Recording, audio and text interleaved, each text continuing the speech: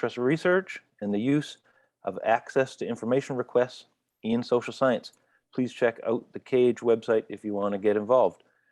We acknowledge that the University of Winnipeg is situated on the traditional territory of the Anishinaabe, Cree, Oji-Cree, Dakota, and Dene peoples on Treaty 1 territory. These lands are also the heartland of the Métis people. We acknowledge that the water in Winnipeg has been sourced from Shoal Lake 40 First Nation since 1919. Thanks very much to the UWinnipeg event team and the media team for working on this series. Here's the format for tonight. We have some amazing co-hosts, amazing panelists. The panelists are going to talk about some of their research and everything they've been doing in the sphere of computational social science. And then we have an audience Q&A tab. If you're in the audience and you want to ask a question, pop your question into the Q&A tab and the hosts will take those questions in turn. Now for some introductions. First, our co-hosts, who I will hand it over to momentarily. Alex Lushcombe is a PhD researcher in criminology at the University of Toronto and an independent research consultant. He conducts research in the areas of policing, criminal justice policy, data justice, information politics, and computational social science. As a consultant, he's worked for international organizations like the OECD and Public Law Project. His work has been published in Social Forces, British Journal of Criminology, Quality and Quantity, Sociology, and International Political Sociology. He's the co-editor of Freedom of Information and Social Science Research Design, Routledge 2019, as well as Changing of the Guards, Private Influences, Privatization, and Criminal Justice in Canada, UBC Press 2022. And Jamie Duncan, our other co-host, is a PhD researcher at the University of Toronto Centre for Criminology and Socio-Legal Studies. He is a junior fellow of Massey College. Jamie has written and spoken about the use of advanced technology in policing and border security, the political communications of public safety organizations, as well as transparency and accountability in Canadian governance. His work has appeared in outlets such as British Journal of Criminology and the Globe and Mail. Jamie's doctoral research focuses on technology adoption and use in border security. Thanks very much for co-hosting the event, Alex and Jamie, and I'll turn it over to you. Yeah, thanks for the introduction, Kevin, and thanks for hosting this event. I'd like to start by acknowledging that I'm speaking to you all today from Montreal, which is located on the traditional territory of the Kanien'kehá:ka Nation. I'm very grateful to be with you all today. Today's event is called The Craft of Computational Social Science. Computational social science goes by a lot of different names depending on one's field or discipline. There's a kind of emergent academic subdiscipline that involves the kind of application of computational approaches to the study of a wide range of social, political, cultural, and historical phenomena. So I did a search when we were kind of preparing this event of the terms computational social science on Web of Science, and it revealed that just 10 years ago in 2010, it appeared in about 8 papers. And then in 2021, it kind of appeared in over 150. Right? So the field has blown up a lot, but it kind of begs the question, what is computational social science and how does one learn to do it? So today we're going to have a lively, open-ended discussion with 4 early career academic researchers that Jamie will introduce shortly. And we're going to talk about the path to learning and practicing the nascent craft of computational social science. Our speakers will address a variety of topics from learning and training, technicalities in coding, data collection and analysis, outputs and knowledge mobilization, as well as challenges and barriers to doing and learning this kind of field of methodology. The event will take place for about 2 hours, so we'll go from about 6 to 8. In the first hour, we're going to do presentations. Our 4 speakers will give a quick 10 to 15 minute presentation on what computational social science means to them, how they use these techniques in their work, and how they learn to use them. And then that'll take us to the second hour, in which we'll do an open Q&A, and we invite you all to submit your questions to the Q&A function. So I'll hand it over to Jamie now to introduce the speakers. Thanks, Alex.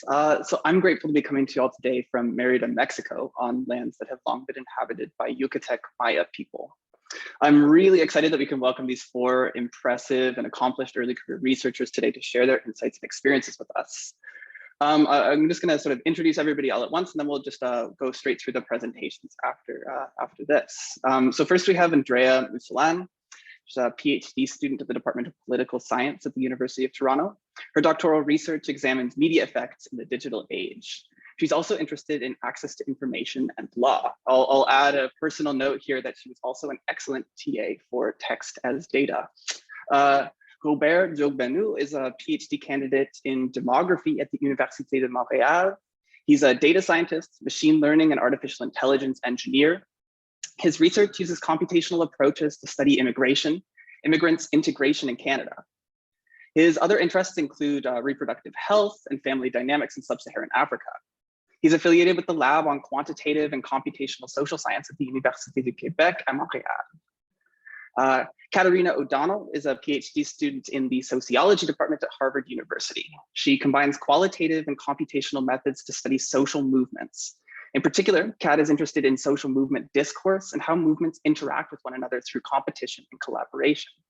Kat is originally from Alberta and completed a BA in political science and sociology at McGill University. Fernando Calderon Figueroa is a PhD candidate at sociology at the University of Toronto. His dissertation addresses the relationship between power, the built environment, and social capital. Fernando is a member of the Urban Genome Project at the School of Cities and a graduate fellow at the Institute on Municipal Finance and Governance. His publications are in areas of urban and political sociology, urban policy, and computational methods. So without further ado, I'd like to pass the floor over to Andrea. Wow, okay, well, again, thanks for inviting me to speak here. So I've prepared a whole presentation here. To me, computational social science means building and or using machines to understand the way the world works around us. I was first exposed to computational methods during my undergrad, where I began to understand how they could be applied to my research interests. I approached my Canadian politics professor, now supervisor, Ludovic Rowe, for an RA-ship because I knew he was using computational methods in his research and is and was a very adept programmer. I spent time trying to learn HTML before approaching him because I had no knowledge and I wanted to show that I was committed to learning. I was interested in studying media effects and public policy, and I identified several ways to apply the methods to my use cases. The problem was that I didn't have the skills yet. However, since then, I've been programming pretty much every day. So that's like about 5 years. And I can't stress enough how important the daily commitment to practicing was to my progression. Now I'm able to operationalize my ideas, even complex ones, execute plans for research projects as well, independently. Computational methods are well suited for research questions that require collecting, processing, and interpreting a lot of information of a magnitude far beyond individual human capability, such as for unstructured text data. I'm currently working on a few projects, both collaboratively and independently with text data, but I'm particularly interested in sharing how these methods could apply to law and public policy. So for my project that I'll be sort of giving you a snippet of, it's on the Ontario Landlord Tenant Board case summaries or decisions. I'll show you an example shortly.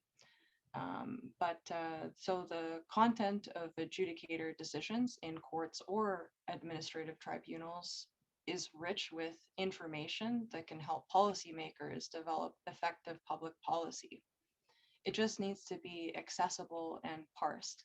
And I'd like to note that my project on the Ontario LTB was only possible because of the Toronto Star taking the issue of access to these case decisions to the Supreme Court, arguing that they should be considered as courts, like they should be, the data should be available publicly. So creating a public data set of these decisions with added metadata was the goal of the project I'm talking about. For example, like what parts of a piece of legislation are mentioned in a legal decision and how does that factor into the decision made? Did the decision favor the applicant, for etc.?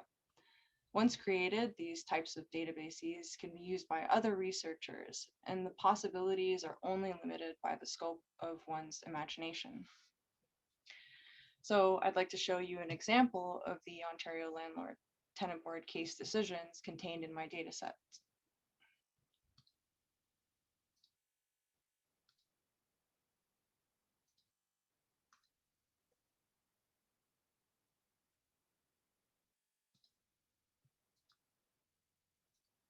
Here we go. Sorry about that. Each case heard at the Ontario Landlord Tenant Board, i.e., there is a hearing held for a case, contains a summary of the case is produced, and this is what it looks like. So usually you have the who the applicant was, who the respondent was, the facts of the case that factor into the final decision, as well as other metadata. And this is unstructured text. Like you can't go into the HTML and then extract it by the name of the object.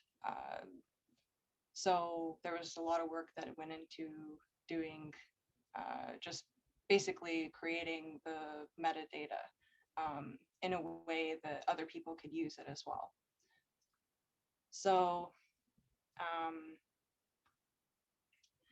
using unsupervised machine learning, specifically latent Dirichlet allocation in my case, I can sort of get an idea of what cases are about.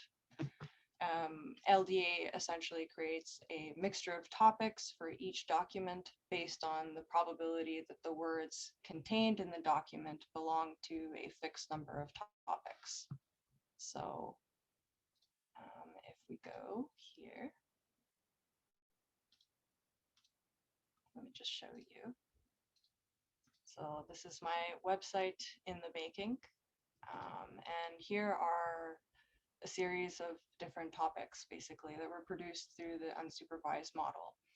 And although some of the topics appear to be like sort of similar, or at least like are close to one another, there is a significant difference that has been captured.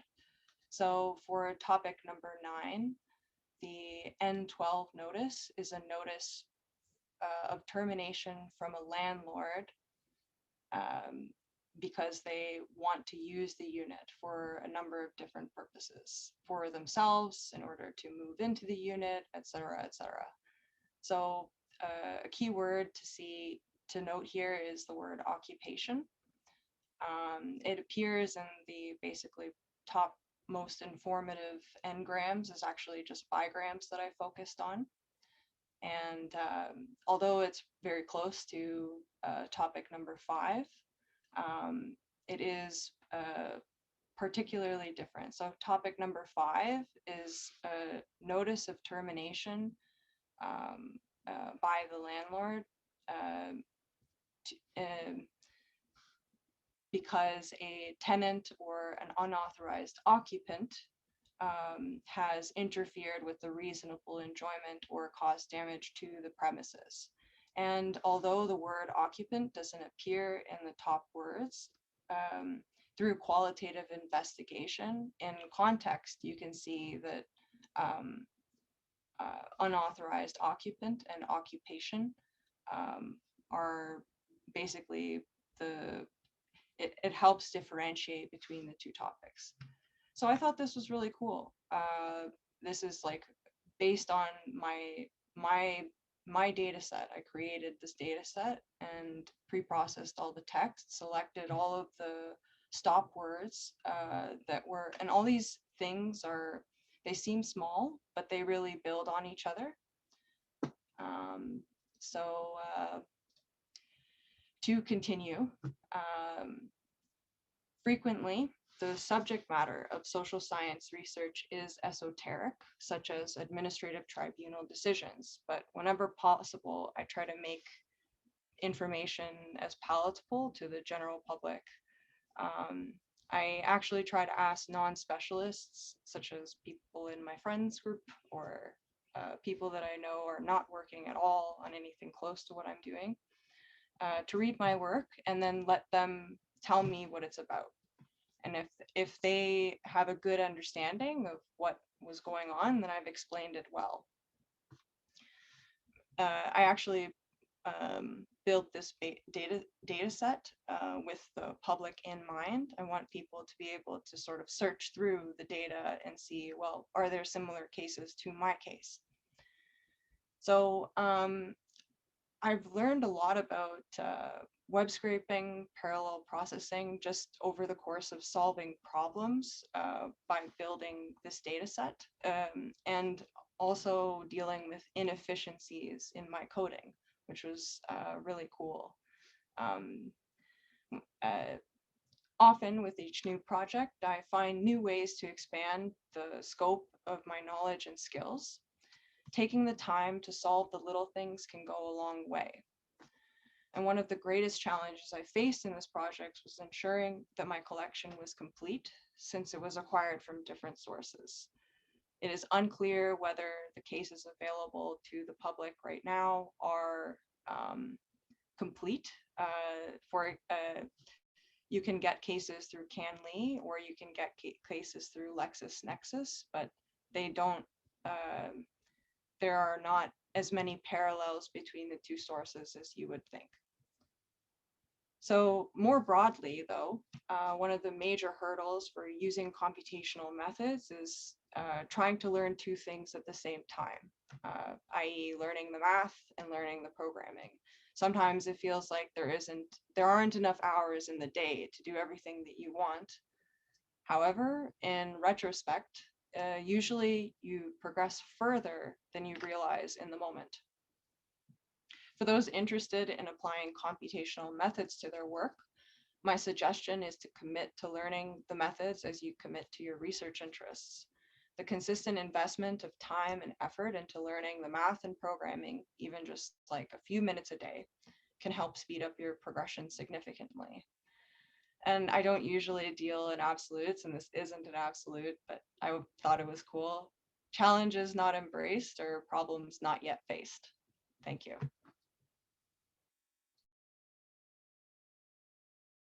Fantastic. Thank you so much, Andrea. I'm just going to pass it right along to Robert at this point. Okay. Hi, everyone. I'm happy to be here for this presentation.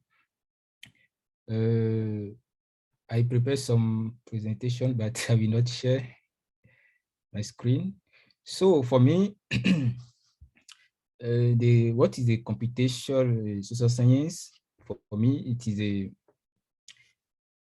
computational social science boils down to the social scientists like economists, anthropologists, sociologists, using data processing, computer and data science computation tools to analyze data about people and relationship like social, political, cultural, and historical phenomena or economic.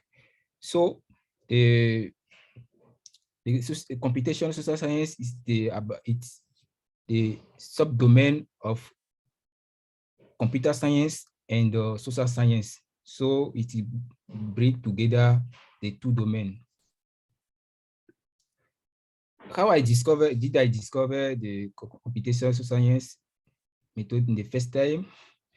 The first time I discovered this domain when I got my PhD admission in demography. So my supervisor, the Visu Ajiwanu, invited me to the first time of Summer Institute in Social Science Computational in Cape Town, in South Africa, the first for Africa region in 2018. Here I discovered many people. I met many people who are from demography, sociology, computer science, data science. And for me, it is very difficult to learn because I don't know how to program, how to code.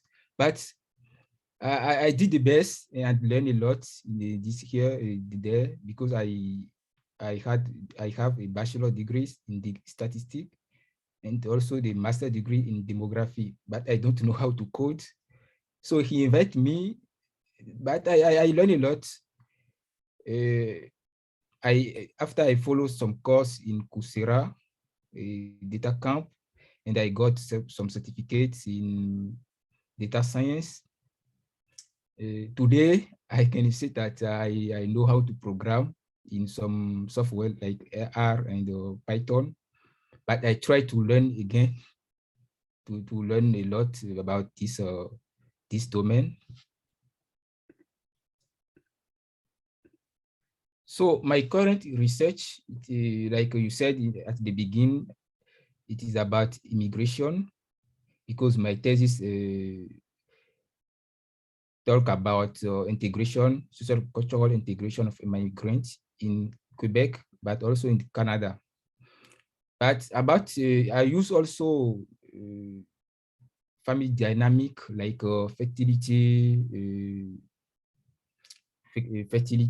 and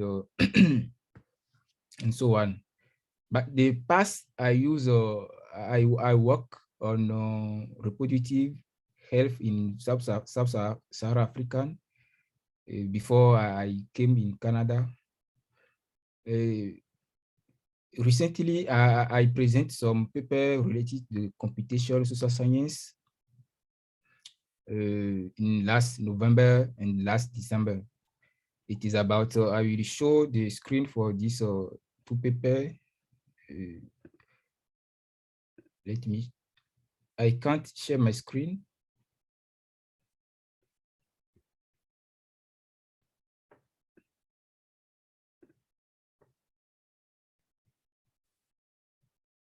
Hello, Jamie? You should be able to now, I think. Try now.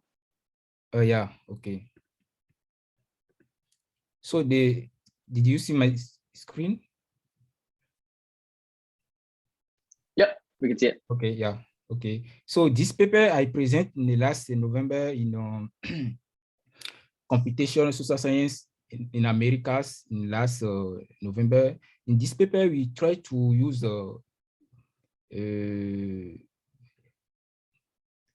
test data here. We collect data from of researcher who publish on integration for migrants in Scopus and the Web of Science. And we apply some techniques like structural topic modeling to find some topic in the literature about integration. We found some research, interesting results. We use some covariable like citation. We did a regression, linear regression, and we also did some network analysis with this topic. We found 2019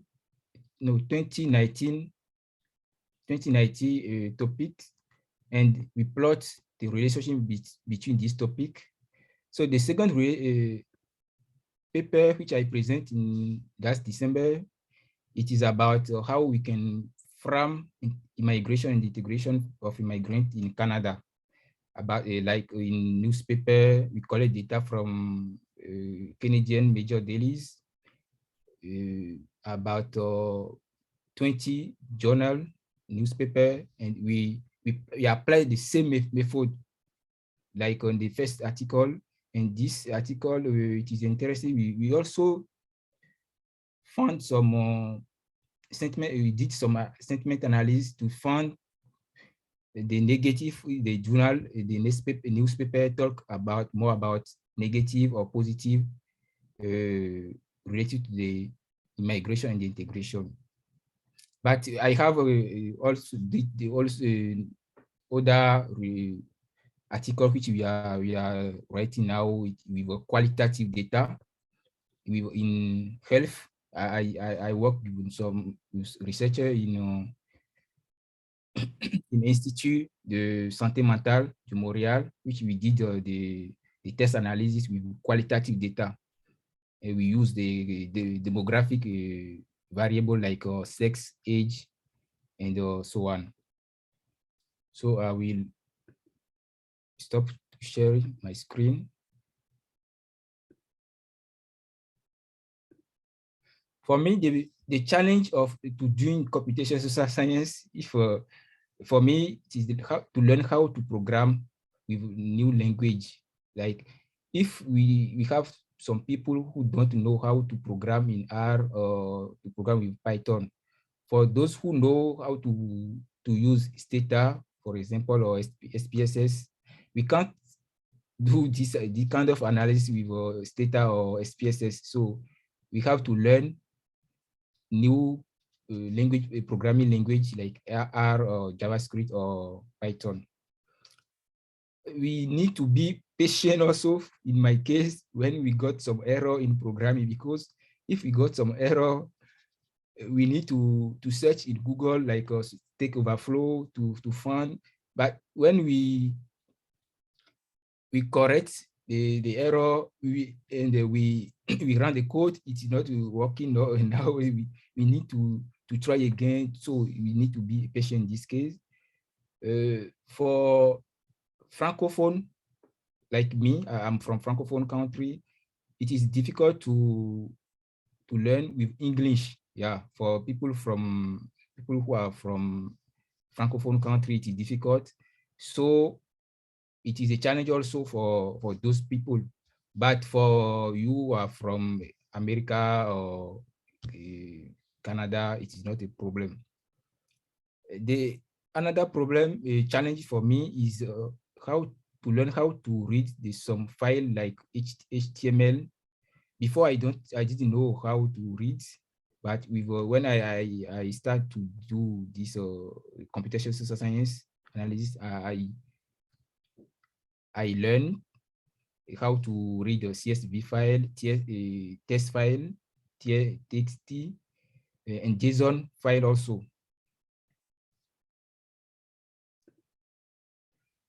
What kind of research question or problem do you think computation method are best?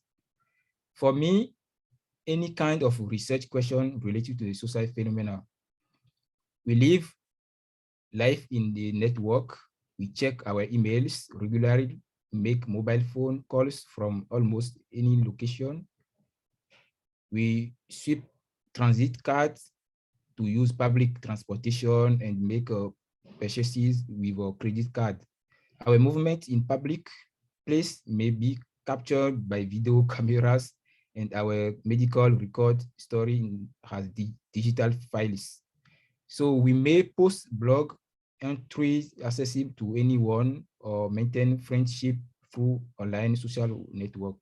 Each of these transactions leave digital traces that can be compiled into a comprehensive picture of both individual and group behavior, with the potential to transform our understanding to our lives, organization, and the societies.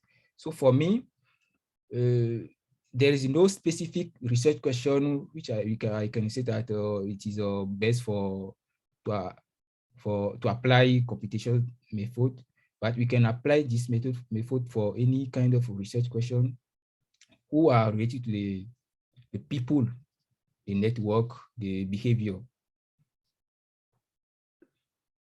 And the last point, the strategies to which we can use to effectively communicate the output of computation researcher to non-specialist audiences. For me, it is to participate in the international conference, because there we can meet some people who are not the same domain with us, and we can share our research with them. We can also organize a computational social science panel like this for non-computational social science researchers in our school, to show them the importance, how we can go beyond the traditional method which we use in our domain. So we can do this also. The type, like I said, we can also participate to summer school in social science, computational social science. Last year, I met a lot of people who I met here again. Like Alexander. So it is an opportunity for us to share our knowledge in different domains, like computer science and social science, to bring together graduate students interested in computer social science. The Summer Institute is both for social science and the computer science, as I said. So it is about how we can work in a group, they participate in research projects. Also, we can listen to the outside speaker who conduct computational social science research in variety of settings, such as academic, industry, and government. So the topic who are covering are test data, web scraping, machine learning, and artificial intelligence also.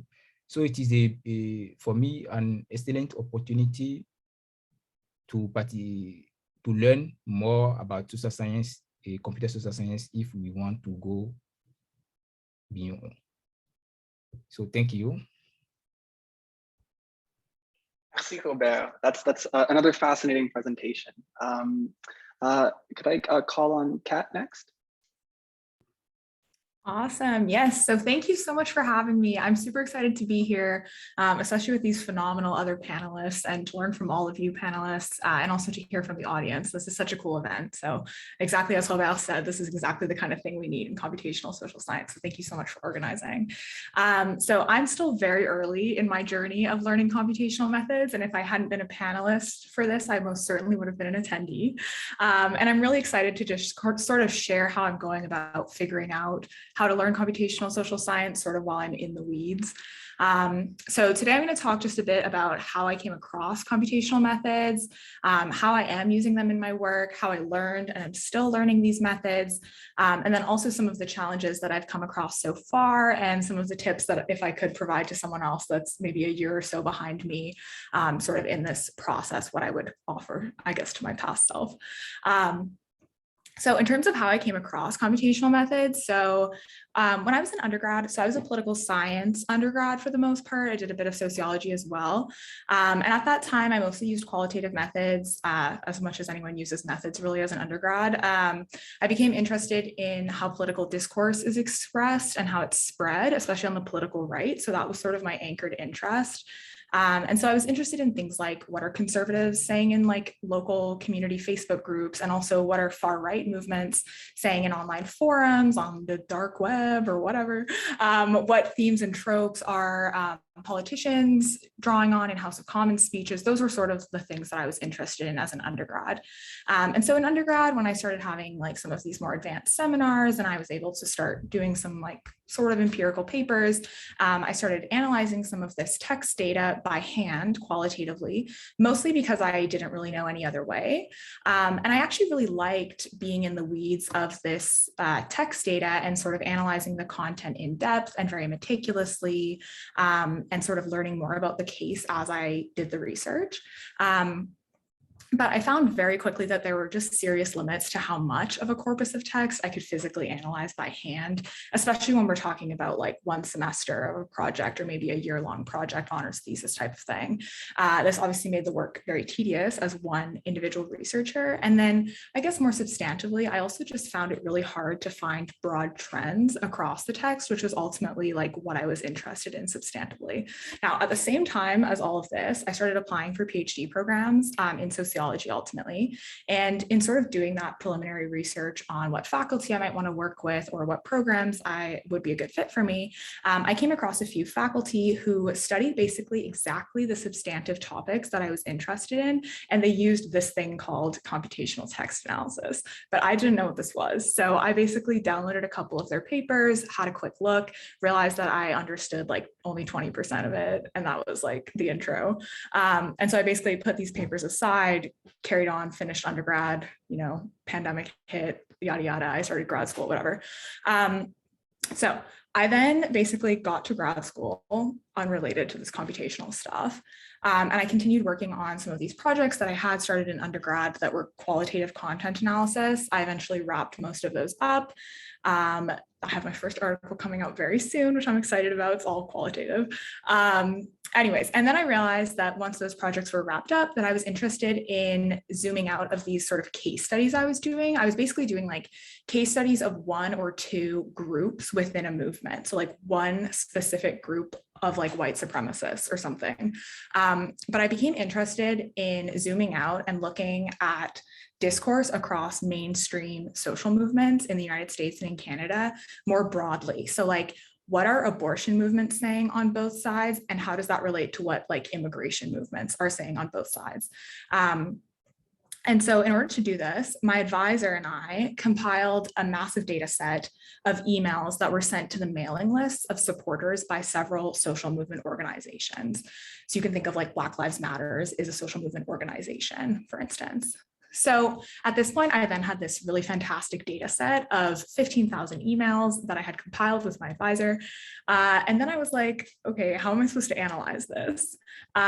So I basically realized that I would have to take, in order to use the methods I had been using all along, I would have to take like a tiny subsample of the data set to have any chance of analyzing it using those methods.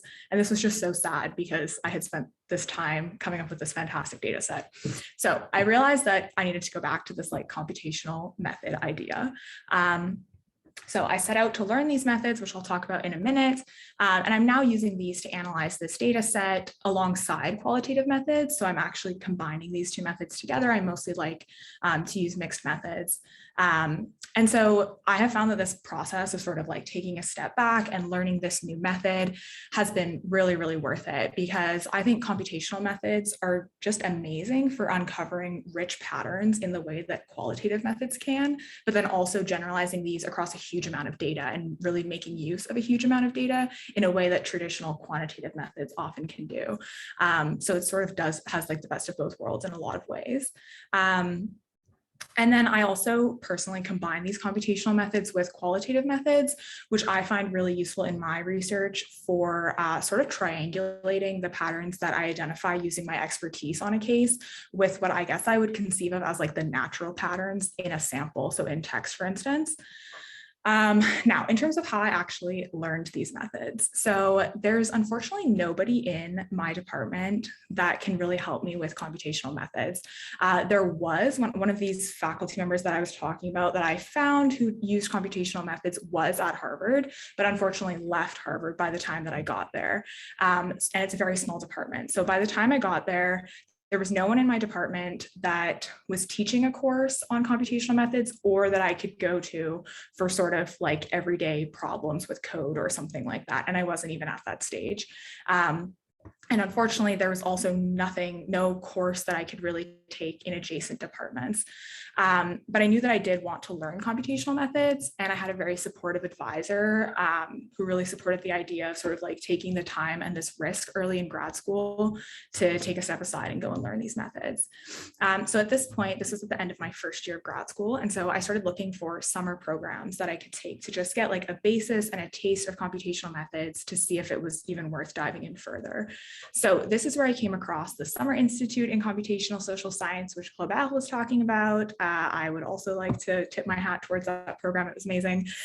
So I applied to this program and ultimately I did attend. So I attended the 3-week program in Montreal, although it was virtual, but I was physically in Montreal.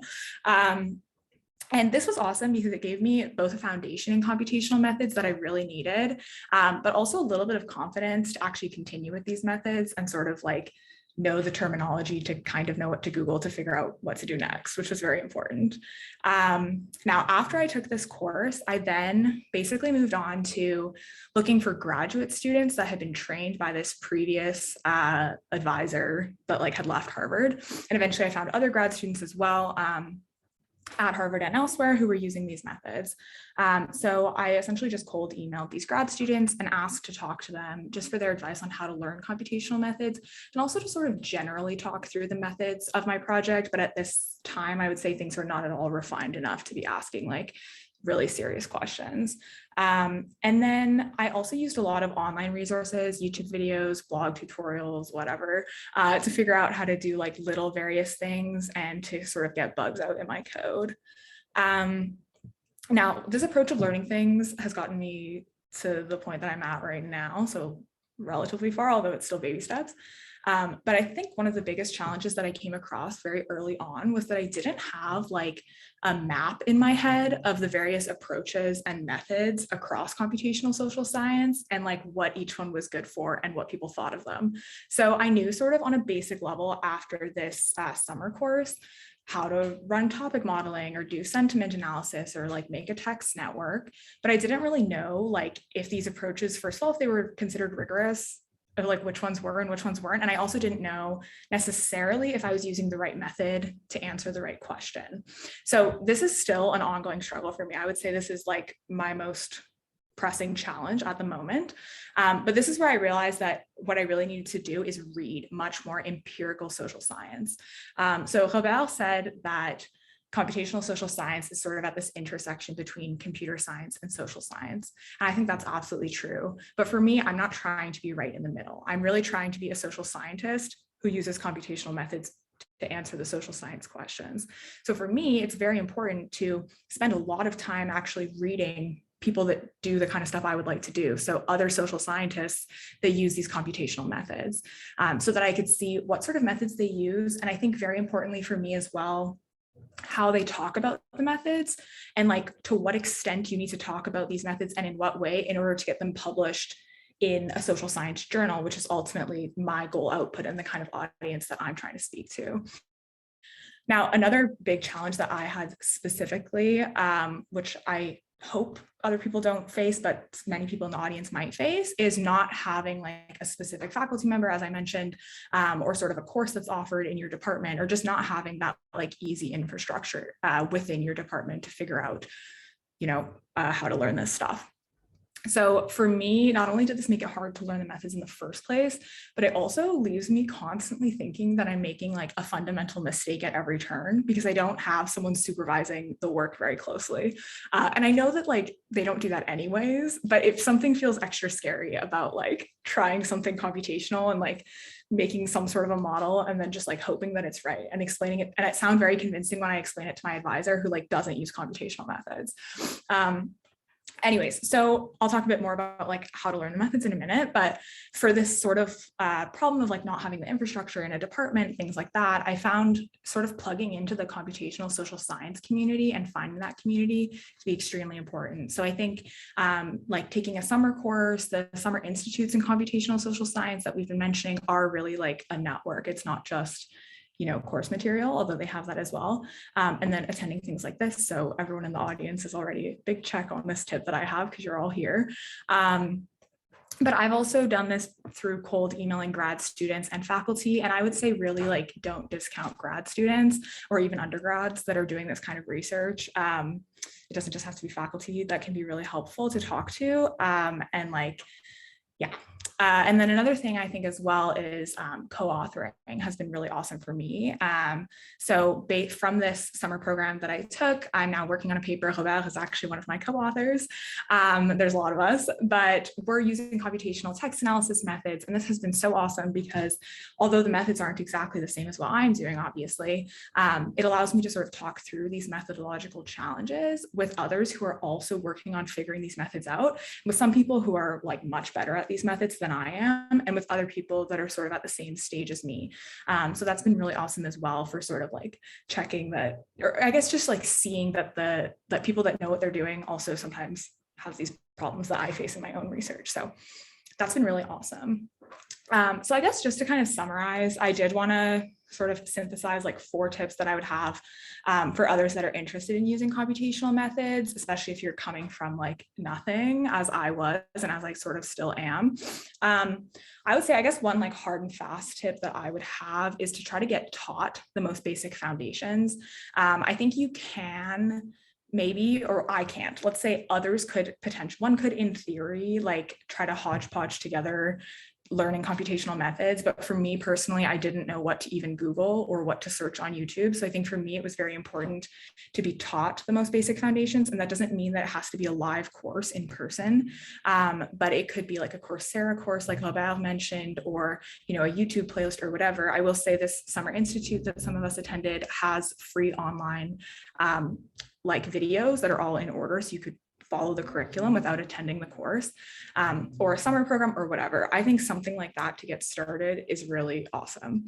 And once you have the basics, at least for me, I found I was then able to sort of figure things out on my own, but trying to be taught the basics rather than like teaching them to yourself, I think is important. That being said, my second tip, which I think is a little controversial, is that it is totally fine to learn as you go. And I think you can learn the methods you're using in your literal research as you do the research. I don't think there's a problem with that. I may end up, you know, eating my words in a couple of years, we'll see. But I'm of the view that you can learn these computational methods iteratively as you use them in your research. I do think if you do that, it's important to sort of like stay humble for the rigor of your research and remember that you're doing that and that you might have to throw away some of what you're doing. But I think if you're okay with that frustration, it's really good for both the learning process and also actually for your research, because you're so constantly engaged with your methods then, rather than just like choosing your method and off you go. Thirdly, I think this has been so important for me, and I touched on it earlier, but read research or outputs or whatever that looks like what you're trying to do. So I think this applies as well if we have like journalists or anybody in the audience. If you're, whatever the output is that you're trying to do with computational social science, somebody else has probably done something similar. It is a growing community. So if you can find research that looks like what you're trying to do, I think that's really important for figuring out how you actually need to talk about things, and sort of figuring out how people think about methods in relation to the questions you're interested in. So that's something that I'm very actively working on right now. And it's really helping me to sort of build that map in my head of what all these methods are and how they fit into what I'm trying to do. And then lastly, again, this is what we're doing right here, but try to find community. I think there's a lot more people that are doing this work than any of us think. And generally, I find that people are very happy to collaborate and very happy to talk to each other. So I would say reach out to others. And that's even if you think like you're not advanced enough to reach out to someone, or if you think that like they're not advanced enough to be able to help you, I think just reach out to people and see what happens. And lastly, I would say co-authoring is awesome, or finding a research assistantship or anything like that, where you can sort of talk through these processes and these methods and research as you're learning it. So those would be my tips. I'm very happy to talk more about all of this in the Q&A and to sort of bounce ideas off with the other panelists. Thanks. Super cool. Thank you so much, Kat. And last but not least, we have Fernando. So I'll pass it over there. All right. Hi, everybody. First of all, thanks for the invitation. I'm really happy to be here. I think I'm gonna pretty much do a summary of my the colleagues' contributions, because I think most of what I'm gonna say has somehow been covered in a way. But it's still really cool that we all kind of share a lot of the stuff. Like for instance, this idea of like collaboration, like co-authoring and things like that is part of like how I ended up here. When Alex invited me, I actually was thinking like, how did I end up in this place? Like I'm doing computational social science, like, you know, and it's even now like on my profile in like many places, but like it's been really like an unusual path for me, I would say. And then like when I think about it, I think most people find it that this is still an unusual path for a lot of people, but we're converging in a way, right? So just going into like some of the questions that we've had and like to discuss. I think the definition of computational social science that I like the most is Matt Salganik's in Bit by Bit. If anybody, probably a lot of people here know this book, but it's kind of like a Bible for me, like in terms of how to think about like what this map of computational social science is. Kat was mentioning this idea of like navigating this world a bit confusing, and that's like a really soft introduction into like the logic of it. And the definition that he gives is basically that it's about, you know, people from the social sciences who have all these questions, people in the data science who have all these methods. They I mean, at some point they meet. And I think that's a really cool way of seeing it, because then out of that, there's not just the combination of these two things. It's also, I think, that the new things that come out of these conversations. And I think my own story with how I ended up here kind of reinforces the same idea, right? Because I think once you have this I don't know, clash, then new things emerge. It's like an emergence that I really like about like the possibilities that have been opened by these conversations. When did I discover it, and how much of a background I had? So my background is in sociology, and throughout my career, I started early on, like, you know, a few years ago. And I'm doing a PhD. I'm in the later stages of my PhD, I would say, and in sociology as well. And I've been doing urban and political sociology research for a while. And as part of my research, I ended up in this project through my supervisor. It's called the Urban Genome Project. And it's a big part of, you know, what I do right now. And it's related to them. And what the whole project was about was to conduct research on urban stuff using basically, you know, theory coming from biology and physics about evolution, and computational methods. That's how I ended up doing some of this stuff with people in computer science and data science and things like that. So that's how we ended up in conversation with people from computer science. The first time I met with some of these students, like computer science students, we were sitting in a room, we had this data, we were all interested in urban stuff, but we didn't know how to communicate to one another. Like, I didn't know a lot of, you know, computer science, they didn't know a lot about sociology. Like, where do we meet? And we met at the interests, right? Like, they wanted to try out some really cool methods of text embeddings and things like that.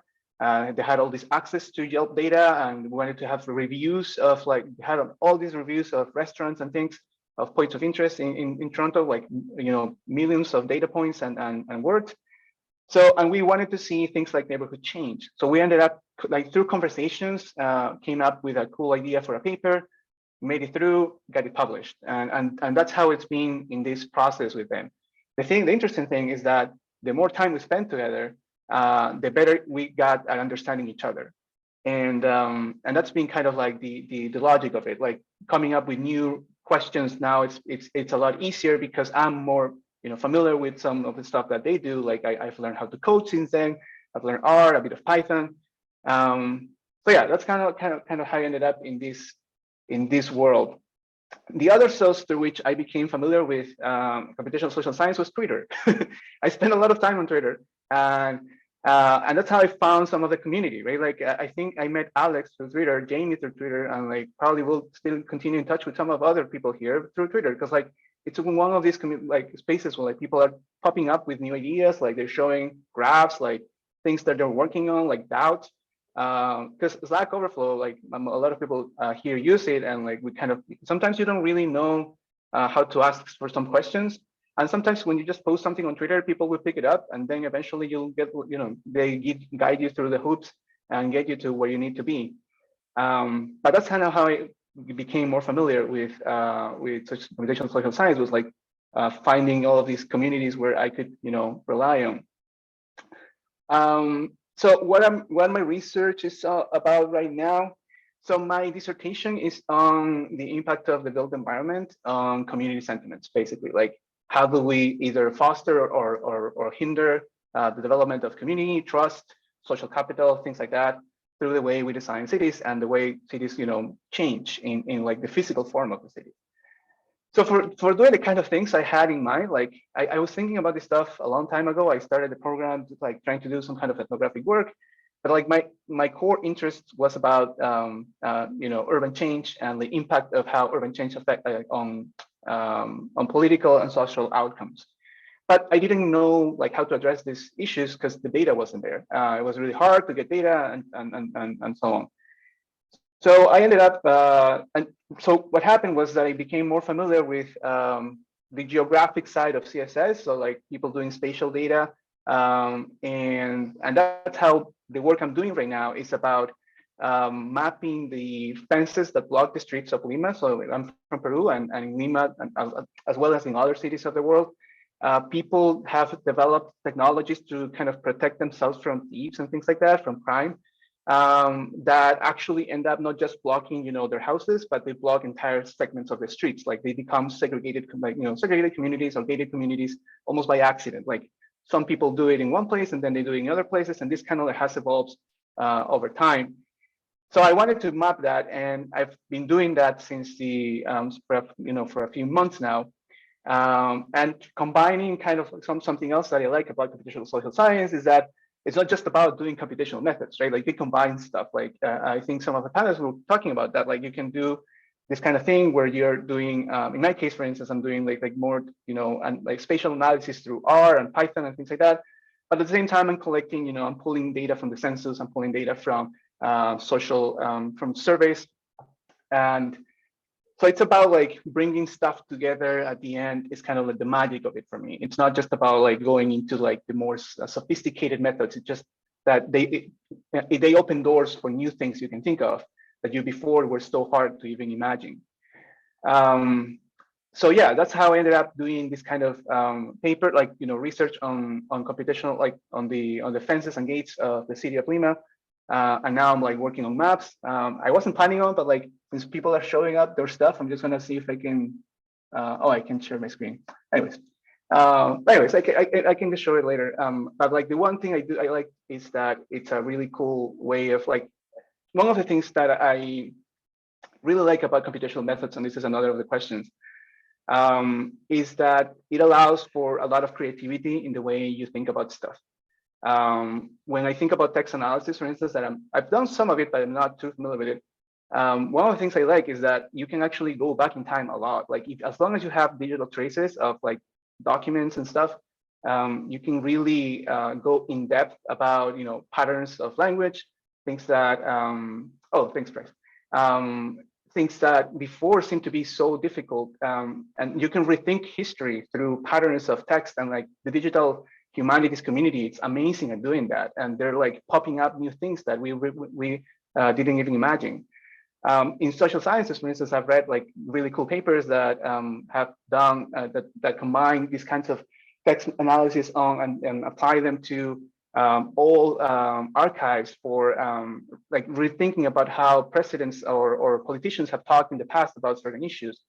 It's really cool. So I think it's about creativity, right? Like for me, in the spatial analysis community, one of the things that we now can do is do a lot of like things that happen in real time, and using real time data,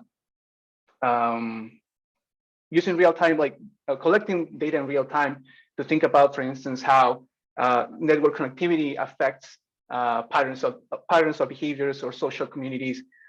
Things that before we had to do it through surveys, now you can actually measure them in real time. For instance, which neighborhoods are more connected through how people move around the city. If you move to like from, and if that has any effects on other outcomes, such as social capital, sentiments of trust, things that I'm very interested in. So all of these questions, the creativity that it allows, I think it's one of the beauties of this discipline. Related to challenges, I think there's more, like the biggest challenge, I think, and it's also something that's been touched on a lot here. I think the biggest challenge is like overcoming the fear of asking questions. I think for a lot of us, this is, it's hard to admit that, like, or to realize that everybody else is struggling with like the silliest questions you can think of. Like how do I compute percentages in R, for instance? So something like that. And I've seen these questions like multiple times. Like, it's not just me, and that's the thing. Like, it's not just us. And it's fine to just ask around, right? Like, and to pose questions. Like, I think we're in academia often kind of, disencouraged to like make ourselves look like we don't know things. But in this case, I think it's just like everybody else is struggling. And the best way I found out that this was the case was through the Summer Institute in Computational Social Science. I went to one of these as well in Chicago, and that was like amazing. But I realized how everybody else had, like, some strengths and they had also some challenges. And everybody was learning at the same time. And like I've been talking to Alex and Jamie and people here, and we all, we learned some stuff from here and there, and then like we kind of combined that. It's about building communities, like collective efforts, and overcoming that. I think it's important. And I remember again, like that getting training was such a big thing for me, because similarly, what I found usually was like courses about like for program to learn how to program that were designed for computer science people. And I wasn't interested in that specifically. I wanted to learn how to use it for social sciences, right? So I ended up in the Summer Institute, for instance, for computational social science. Highly recommended, as well as everybody else has said here. It's an amazing community. Like you get to know a lot of really cool people. I'm also working on a collaboration with some of the colleagues that I met there. And the other thing was also, I think Kat also touched on it, like online training. It's pretty cool. I remember that when I first found out about like how online training could be useful, when a friend of mine, who I think is in the audience right now, showed me the CV of I think of a job candidate, and this job candidate had listed among his training one course, a professional certificate in data science or something, like an online version, right? And I thought, oh well, like that's a really cool thing, and that's how I ended up like enrolling in one of these courses in edX with the Harvard community. And I mean, I think in general, attending workshops, these kinds of things, that's more of like a tip around how to navigate this world. Like I've done a bunch of workshops, smaller things with like two or 3 day courses, things like that. I mean, at the beginning, I thought like, I feel like I'm getting the same introduction to the same things all over again. But in reality, what I was getting is like, you get more and more familiar to things. And like the next step, you take it, it's kind of like, oh yeah, I didn't notice this before because I wasn't as familiar. But yeah, so some of those things, like a couple of things to close. Strategies to use effectively communicate the outputs of computational research. I think 2 things, right? Like one of them is that I think these methods allow for really cool visuals, and visuals can be incredibly powerful to tell a story. There's a reason why I think the data journalism community is so is growing so much, and it's so powerful right now in terms of like for the pandemic, elections, you name it. Like visuals, the visuals that these guys use are incredible, and they communicate things to massive audiences. I think that's a double-edged sword, of course. Like the fact that you can do cool visuals doesn't mean that the data is necessarily right, or like that some of the aspects that like some of the decisions, like the colors you use and things like that, have to be really kept in mind. However, I think it's a powerful tool to tell stories in a way that they're like that people who are not familiar with the methods feel comfortable reading or listening to. And the second is that I think the effectiveness of CSS lies at the and when you think about it in terms of the so what questions, right? Like, what's the ultimate goal of your research? Like, what's it pointing at? Like, as long as people have clarity around what they're doing, and that's why I think people who come from social sciences may have some advantages, because you have the background of like theoretical questions that have been around for a long time in the disciplines. I think that's one of the keys here, that to communicate effectively what computational methods or computational social science does, you have to keep in mind what's the ultimate goal of what you're doing, and in terms of social political outcomes, or increasing our understanding of certain phenomena for larger purposes than just academic prestige.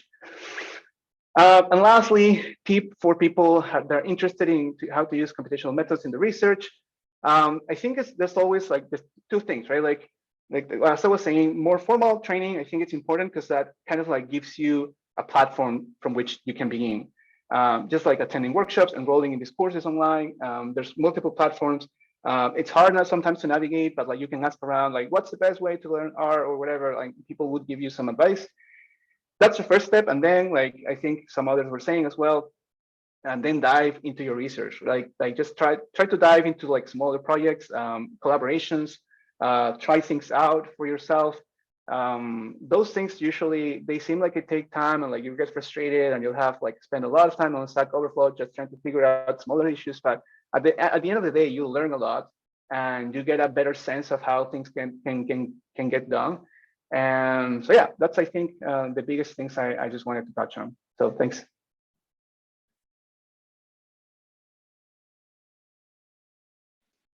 Thank you. Thank you for all those presentations. They're all awesome. I learned a lot. So we're going to start the kind of second half of the event now. Please, if you're in the audience, and you're out there, please submit questions to the Q&A, and then we can answer them. And we're hoping this will be a lively kind of informal discussion or heated debate, whatever it becomes. And so we have one question to start it off from the audience, which I'll read here. I think most people are working in either R or Python or both, or maybe a different language. But the first question is about kind of pros and cons of, of using R or Python, and what you kind of think they are. So maybe some people could just touch on which language you primarily work in, whether you work in both, what you think maybe the pros and cons, or why you chose R over Python or Python over R. So I'll just open it up.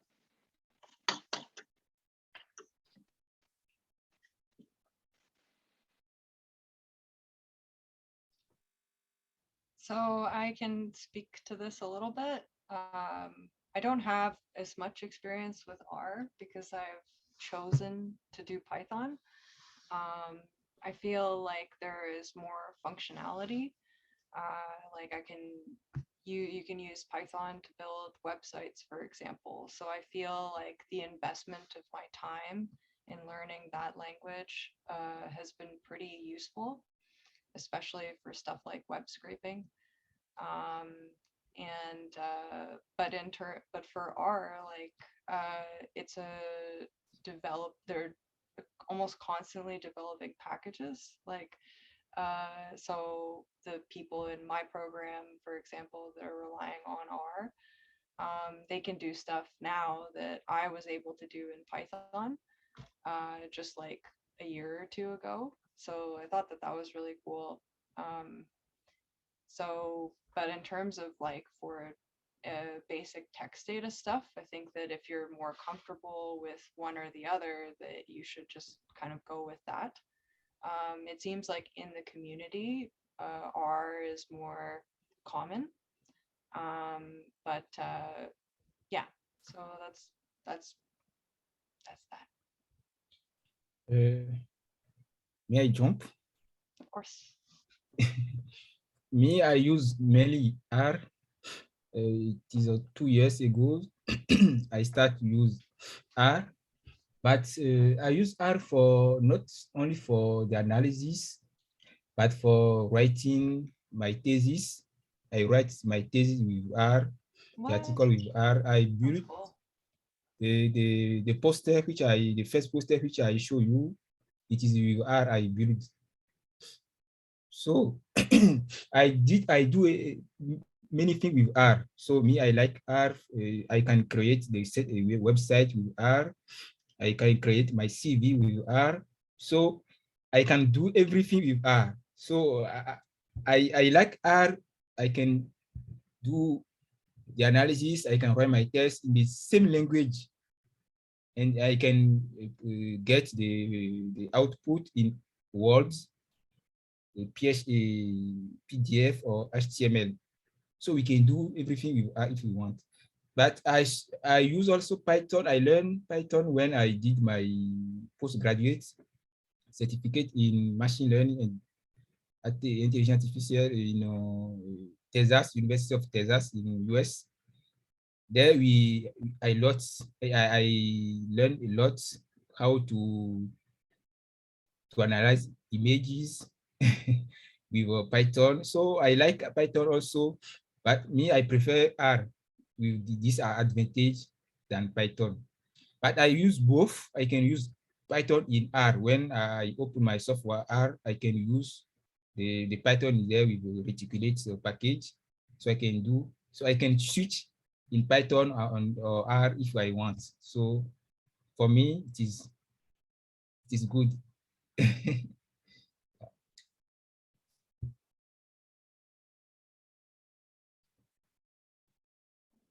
Kat or Fernando, did you want to jump in on this one, or would you like to move along to the next question?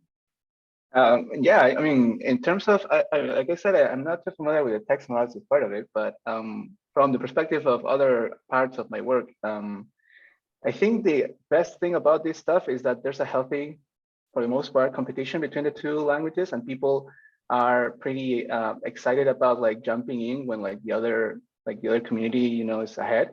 The story is for me is that I had to learn Python because at the time I was doing spatial analysis. The packages for spatial analysis in R were pretty old and they weren't as powerful. But then this amazing community of people in the UK started to like create these packages who are much lighter and like much faster to run than in Python. So for like network analysis of streets and things like that. I'm a big fan of R because of like how simple sometimes it is in terms of like easy to integrate across packages versus with Python, I would have a lot of issues with, you know, sometimes with version control and things like that. And like it became a bit more, you know, clunky. So that's my experience, and I'm familiar with both, but I do work primarily on R because of like those, you know, easier ways to navigate some of these aspects, like, you know, that I was talking to. About. I'll just say quickly, I use R because in sociology, with at least the people I've come across in terms of co-authorships and the type of training that I have available to me, we use R for most of like the traditional quantitative methods. And so that's just what I've had the most training with. So for me, it made the most sense rather than completely separating out like the computational side from just like traditional quantitative work that I do. That said, I am starting to learn Python because I mostly do text analysis. And I do think that learning Python is probably worthwhile. I'm sort of in the stage of like figuring that out. But for now, I mostly use R just because that is what I've mostly seen used in sociology if it's not Stata. And I don't like Stata. So. Awesome. Many thanks to you all. I have to say, I think that's probably the most respectful I've ever seen a conversation weighing the pros and cons of R versus Python. So I appreciate that. Or maybe it would have added some drama, but it is what it is. And the answers were enlightening either way. So the next question that we've got here in our list is for those of us who are working with text-based methods for the most part. And that is, how do you go about validating STM, structural topic models, or latent Dirichlet topic models? For example, when producing a topic model, topics 1, 3, and 4 may be highly relevant, but topics 2, 5, and 6 are seemingly completely off topic.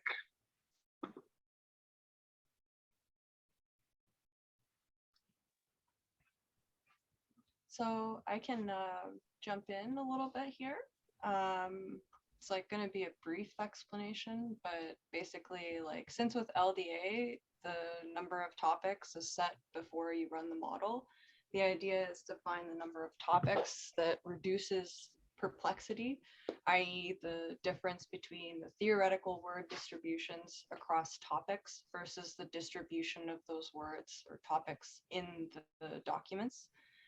There is a qualitative element to deciding like which topics are actually relevant. Like in the example in my presentation, using LDA, I had to, I mean, obviously, I randomly sampled, I don't know, like 50 different documents at least for each topic to sort of get a good idea of what they were about and whether they were topics that I could use to represent ideas. As I was explaining, the notices of termination for the landlord's own use. So for me, I tested the LDA model on basically different ways of pre-processing the text. Sorry, different pre-processed texts. So I found that selecting specific words to remove based on the, specificity of the data set was really important for finding relevant topics. Yeah. Fantastic. As I said, learning text as data with Andrea is very helpful. Did anybody else want to add anything to that? Yes, for me. Yes, for me, I use mainly STM than LDA. because of this his advantage, which you can use covariable. How we can choose the number of topic, it depends on the research question, which you, the research question. If we are interested in integration of a migrant, if I take this example, integration of a migrant has a lot of dimension. So in this study, we can't set 8 topic, like 8 topic, it is too small. So it depends mainly first of the research question or the phenomena, but also we can also use the theoretical approach to choose. In some article which I read, the researcher use the theoretical approach to choose the number of the topic. But the STM package has some metrics which we can use, the exclusivity and the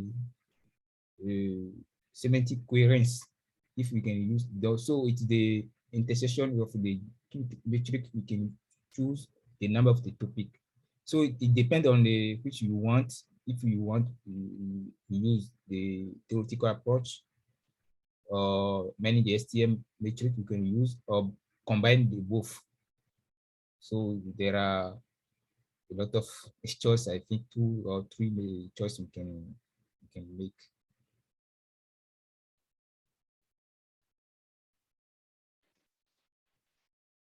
So another question that that I want to ask you about would just be things like ethics.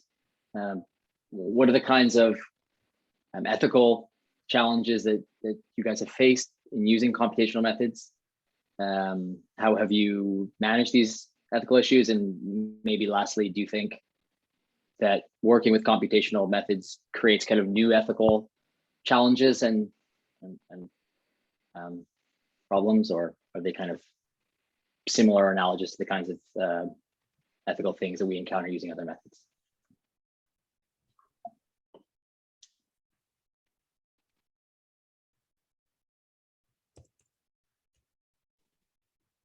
I can go first if anybody else would. I think there's something about learning to have access to a lot of data that becomes kind of like a danger in terms of, it's kind of like with Spider-Man, right? Like with great power comes great responsibility. I think it's a bit like that in the sense that there's multiple ways that you can potentially expose stuff that you shouldn't.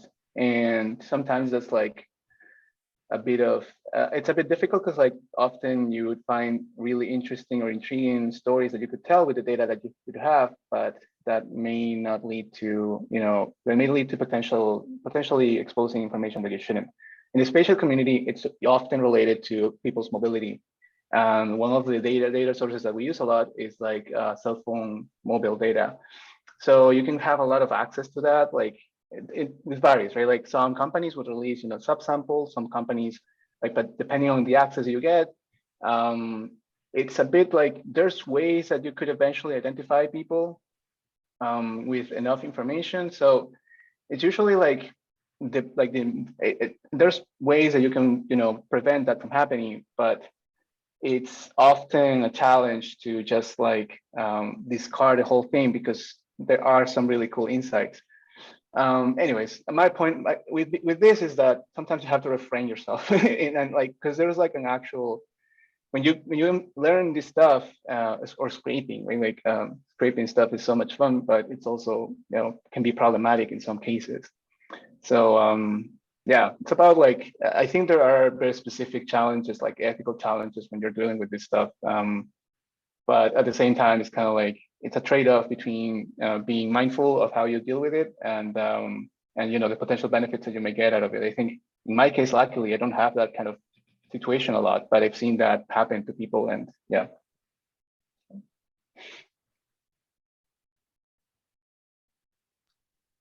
I guess to touch on this, I think for me, so I previously did mostly qualitative research, and I have had a couple encounters with the ethics board trying to pass qualitative research through. And I think the thing that was striking for me was that, so I suppose uniquely, I was doing ethnographies of like clandestine far-right groups.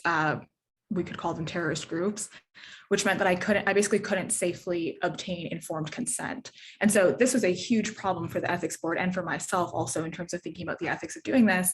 And qualitative researchers think about this stuff all the time in terms of what is one's informed consent to be part of a project. And I think in a typical, my projects were not the most typical, but in a typical qualitative project, the informed consent is like the first thing that happens. You always get informed consent. And then all of the ethical things that you think about after that and the dilemmas that you have are about like what happens after that. What are you asking people to consent to? But you're always asking them to consent. That's like the first and most important principle. And we just completely don't do that at all in computational methods, which I think is very interesting. And it's something where like I'm now doing projects using computational methods that are basically the same idea and they take the same information, if not more, from people as I was doing with my qualitative projects. And there's now no ethical concern in the eyes of like many of my collaborators or my peers when there were in the qualitative community. So I think for me, that's the thing that I spend like a lot of my time thinking about is your, your public Twitter account is a public space, sure, but is it really a public space if you only have 2 followers? Like, did you really think that your data were going to become part of some huge research project? Are your cell phone data really public data? These are the kinds of things in terms of like public and private space that I think about a lot with people's social media accounts, people's blogs, where they can see that they only have, 5 monthly subscribers or something. They might think of that as a private space, which would actually require like informed consent to access their data, but we might be thinking of it as a public space simply because our API can get into it or because we can web scrape it. And so I think that's the informed consent thing we have to sometimes think about like as researchers and more theoretically rather than just like, can I access it on the internet and therefore it's public? And it's not something that I think I've totally figured out what we need to do about it, but I think that's sort of where I'm like, where I sit with the ethics and what I'm thinking about for the most part.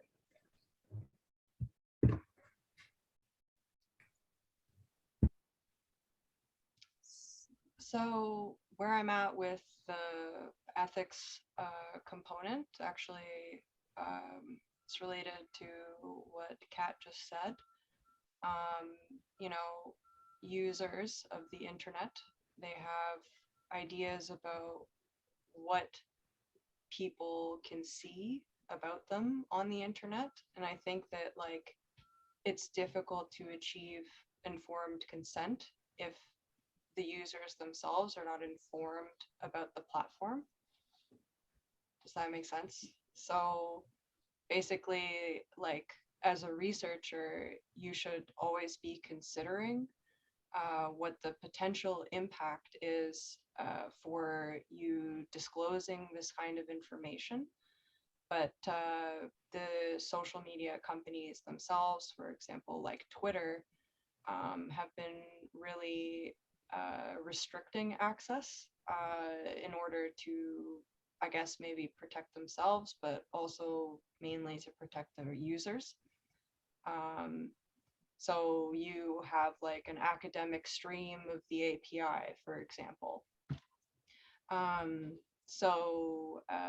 One of the challenges encountered with my data set is some of these cases, they contain names of people that did not necessarily intend to have this information about their properties or about their living spaces available to the public. So as a researcher, like me, I have to consider, and also basically what I've decided to do with it is just remove them from the text entirely, so that like the data is publicly available, as well as removing the identifiers like the file numbers and the identifiers for the sources that I collected them from, which is like pretty much, I think, standard practice for data of this nature. So yeah, that's I think the public understanding that the internet is a public space, unless they have joined a space that is private, is one thing. So one of my friends, I was telling her that, oh, I'm scraping, I'm using the Twitter API and I can see people's posts and their personal profile descriptions. And she was taken aback, like, whoa, I didn't know you could see my posts and stuff. I didn't know I was part of research projects. So I was like, no, you can just turn your profile to private. And then she did that. And there you go. So I don't know, there's just, you can't, putting everything on the researcher precludes the research, like, especially for this kind of, for these kinds of methods, in my opinion. Obviously, anyone here can disagree with me, but yeah. Awesome. And I think that this discussion of sort of novel ethical challenges kind of segues nicely into discussions about like assessing the quality of research in a lot of ways. So there's like a longstanding debate in sociology about whether we should be using a set of criteria for all research methods, quantitative and qualitative, or different criteria for qualitative versus quantitative methods. And both, like, when we consider sort of some of these ethical challenges, and also like there's lots of talk about reproducibility that goes around. Do computational methods sort of warrant the invention of new criteria for quality, or existing frameworks for qualitative or quantitative qualities which sufficient?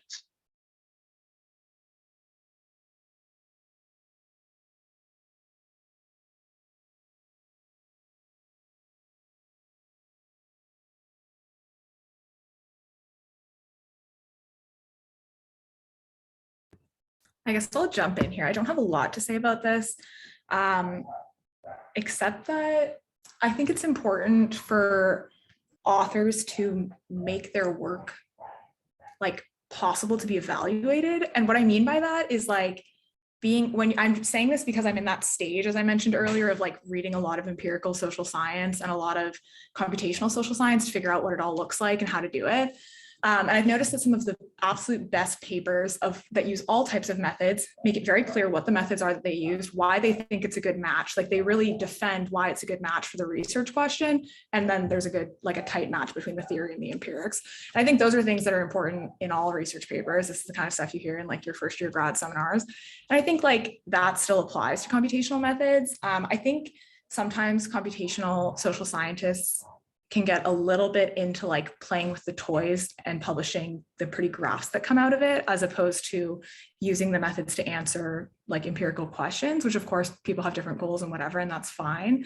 But I think maybe we need separate methods or separate evaluation schemes, I suppose, to analyze like certain specific components of like in the weeds of the computational method, but I don't think we need to throw away the overall idea of how we assess whether a work is contributing theory to the discipline that it's in, or is contributing like empirics that seem to make sense with what we already know, or if they challenge what we already know, that we believe the reasons that they challenge them. So I think a lot of the existing frameworks can stay. I don't think we need to throw the whole thing away. Whether we need specific minute things to deal with like the specific methods we're using, I honestly don't know that part, but I think that from the papers that I've been reading and sort of doing that work of getting into the weeds of the existing papers, I think that we shouldn't throw away the existing methods, because a lot of the worst papers I've seen, I think, are the ones that sort of are like, it's computational, so it's completely different and removed from social science. And then it's like totally untethered, even though it's meant to be social science.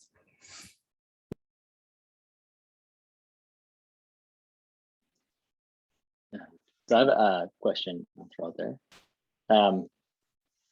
When you're dealing with these computational methods, it seems like as they get used more in sociology and other social science disciplines, there's a kind of bigger literature around them, right? So it's like you could take something like topic modeling, which seems like a lot of people here use, and there's a growing literature in sociology and political science and other places where you could learn about that method. But then there's also this whole other literature comes more out of computer science. It's in a lot of conferences and things like that, where they're kind of really also they're developing these methods and they're pushing them forward in different ways.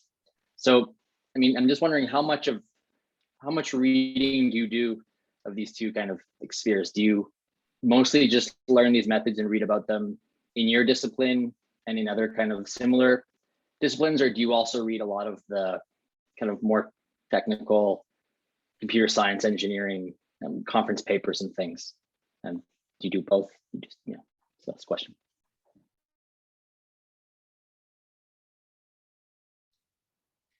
I think looking at the computer science and engineering papers is important, even if it's intimidating to sort of wrap your head around. I gotta say, like I felt the strong need to learn more math in order to really understand what was going on in these black boxes. Because like you could have the concept of the method and then have all the tools to apply it, but do you know what's happening like at the word level, for example? I felt like to explain it to somebody else and to also understand the computer science stuff, I had to go back and learn a bunch of high school math, like calculus, algebra, and in addition to the statistics that I had already been, like, I've taken so many courses. So yeah, I think like looking at like both of them, but not being intimidated by things when you don't understand them right away is an important, it's a good way of approaching something that is outside your knowledge domain. And then like as you sort of chip away at it, it actually, you don't realize, but it slowly becomes part of the domain. It's not like I'm some expert or anything. I'm not a computer scientist, but I feel like I'm getting closer to being able to have a real conversation about the maths with the specialists. So as long as like there's a way to sort of bridge, so knowing enough to be able to speak to these specialists is pretty good. But I mean, that's just sort of how I've tried to go about it.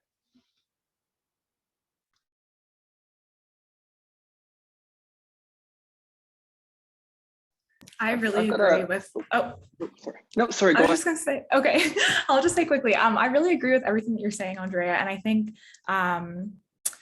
I also really agree with that idea of like not being intimidated by it. I think something that helps me with that is I do read both of these sort of sets of literature, but I view them very differently. One is the kind that I'm trying to model, and I view those very much as like pieces of work that I would one day like to be able to produce or that I'm currently trying to produce. And the other side is like stuff that I want to be able to understand a lot of it or an important piece of it in order to inform that stuff that I'm actually trying to produce. I think having that sort of difference helps me not be so intimidated when I read, one of those computer science conference papers and I go, oh my God, I could never do this. It's fine. I don't want to be able to do that. So I need to be able to read it and sort of understand like 60% of it or 80% of it to then use that to help inform the other paper. But the stuff I actually want to like fully understand and be like, wow, maybe I could do that is the stuff that's in the social science side, at least for me.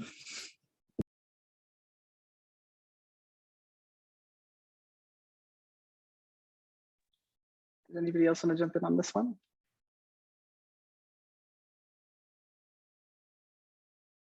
Seeing nothing. I've got one here. It's someone who's working with legal and tribunal decisions, and they're interested in learning more about how computational methods might be used for sort of identifying topics based on terms that are sort of explicitly used within the decisions, and how that might be different from trying to identify sort of like implicit themes or patterns that exist in these decisions. We get some of your insights on what this distinction means and how computational methods can be used in each of these instances? So first, identifying the themes qualitatively, I think, is probably the best way of going about it. Looking at the legislation itself, seeing how it's referred to in the text, the difference between themes or patterns versus topics is sort of, I'm not, maybe if you could elaborate a little bit what the difference is between a theme and a topic. Do you mean that they're like things that are being implied by what is said, but is not captured by the words or the topic models. So reading into the question here, I think that what they're trying to get at maybe is that there's like that which is sort of explicitly stated in a text about like a landlord tribunal, what actually happened and what do the words say, and then like, so like hypothetically, like topic models could help us sort of parse the different categories of these decisions. But then there's also sort of like potentially things that are implicit that wouldn't necessarily be like written in the words in the documents, as opposed to different patterns that might exist at sort of like a higher order of abstraction, maybe. Yeah, so okay, I think I understand a little better. So one of the things that I had been quite interested in was sort of seeing what the effect of legislative change was on outcomes at the landlord-tenant board. So identifying sort of like the points of change and when they actually take effect in time, sort of, I guess, could help get at themes that you wouldn't necessarily capture with the topic model. Like LDA doesn't consider time, so it's just a bag of words model. So, you know, and I mean, like many of these things are sort of just bags of words. That's why you need interpretation and sort of like to be guided by qualitative observation or understanding in order to really interpret. Like, for example, one thing that you could use, I guess, to identify different themes is to see like when a word stops being used versus when it comes back, you know, and that might get at the legislative change stuff. So yeah, that's pretty much, you know, what I like. I'm coming from a not qualitative background. I have an undergrad in political science and English literature. So you know, it's in terms of themes, like I'll tell you all about the themes, and I don't know. It's, you know, I don't know if that answered your question, but yeah, it's really how you interpret, because like the words, like sort of you can build into themes kind of, I mean, but you can't use them just by looking at the output of the model. You understanding your data is really important for applying these things effectively and in a way that you can communicate to other people. Like if I want to bring out certain topics, because I know that, like, you know, for example, if we're looking at bad faith evictions, you know, I want to identify like where these are, like which cases are about bad faith evictions. So, but there's a lot of other things sort of happening that aren't captured necessarily in the text. For example, if adjudicators are sort of speaking in the same way, they have the same sort of way of speaking, but they don't, but they make different decisions. Like there's something there that needs to be investigated. So yeah.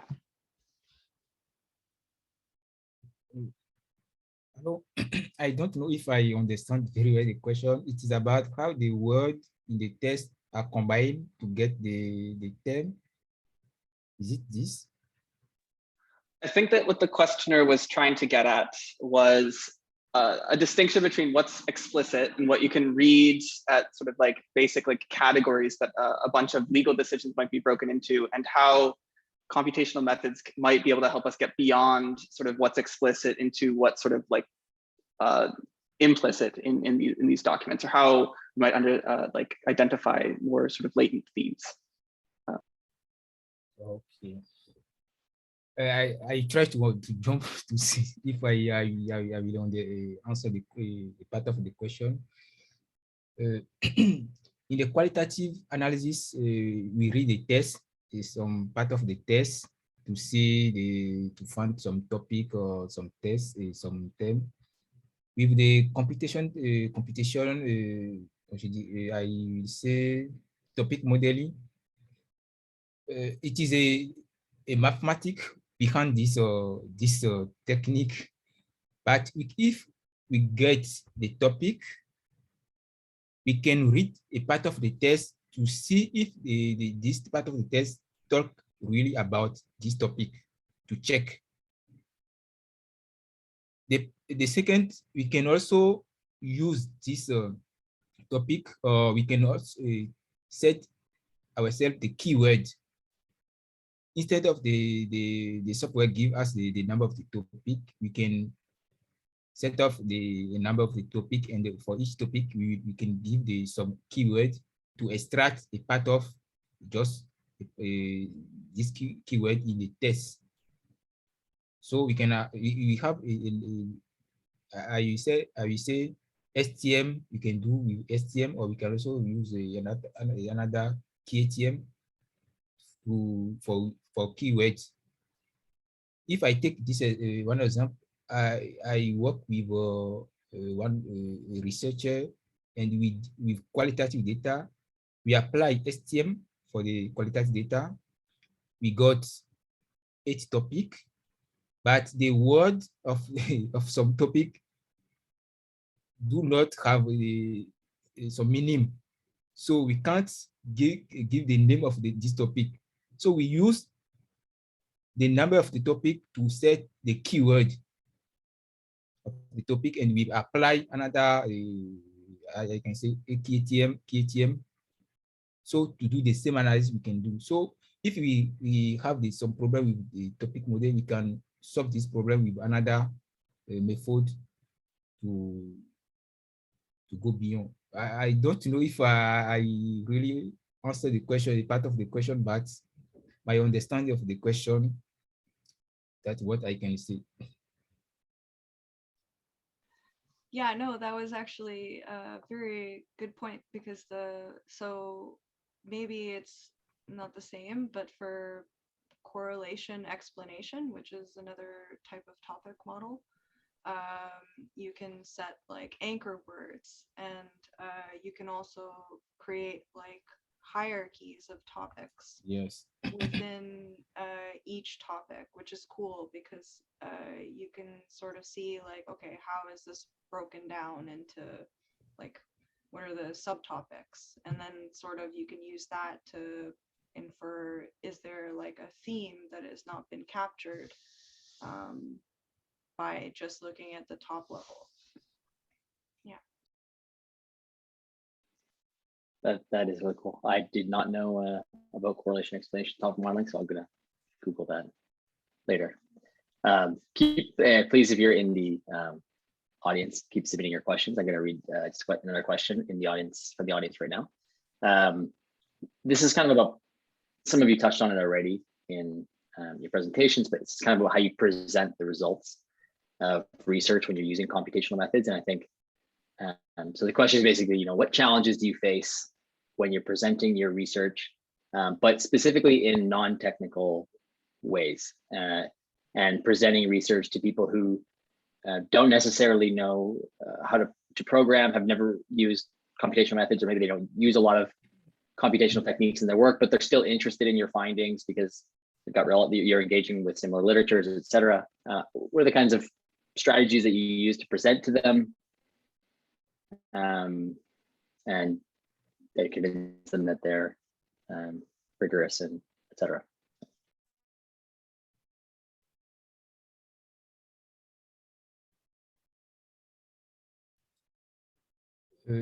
May I jump? Yeah, I will take the example of the test analysis. When I want to present the test analysis topic modeling for some computational social scientists, I did I compare with PCM, because it is the PCM, what we did in the PCM, the quantitative analysis, the same we did with the topic modeling. So I go with this method, and I explain, because most of people know how to use PCA. Yeah, it is PCA, component principal analysis. So most of the researchers know how to use, and with the quantitative data, but with the test data, it is same. And I try to explain with the test data how we can do the PCA with the test data, and then at the end of my presentation, the people know how we can do it. It is easy for them to understand. If I go directly like test data, we can do this topic modeling. So one of the methods, we can take the example of the quantitative method, which we know that people know, also a researcher, most of the researcher know, and they will explain the topic modeling. If I take Facebook data or Twitter data, it is a great challenge there, because the representativeness of the data, but it is the quantitative data also. With Facebook data or Twitter data, we can have a quantitative data. But if we apply the sophisticated methods, I didn't do it now, but I think we will find the way of the simple method to explain, and to explain the complicated method with which we apply the Facebook data or Twitter data. I think we need to find a simple way which we can do with a simple analysis to explain the complicated analysis of the people.